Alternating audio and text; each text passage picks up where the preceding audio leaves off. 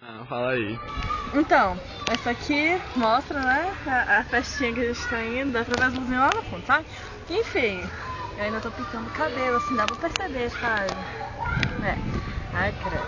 Enfim, tá eu, o Pedro. Muito chique a festa, sabe? É infantil a festa, mas eu quero beber, festa infantil sempre tem bebida, é incrível, né? Parece que eles querem deixar as crianças assim, desde criança. Normal. É isso. Agora para de gravar porque eu já tenho. Porra, Pedro, para de gravar essa merda! Eu vou andar. Ai, Anny, me espera. Opa. Ainda tá gravando essa porra? Ai, meu Deus. Gente, eu já vou. Para de gravar essa merda. A festinha aí da... Eu tô empurrada, vou sentar. Aí, opa. Aí a nossa gravação acaba aqui.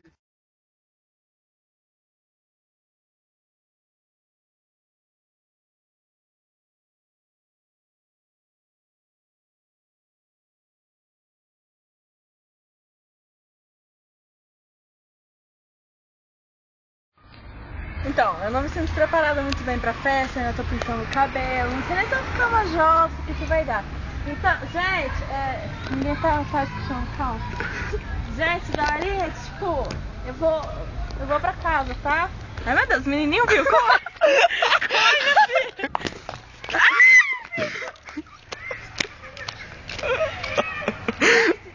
Tchau, ai meu Deus, agora corre. A Anny correndo igual a gazela. Corre, que não agradecer, senta com essa porra de merda.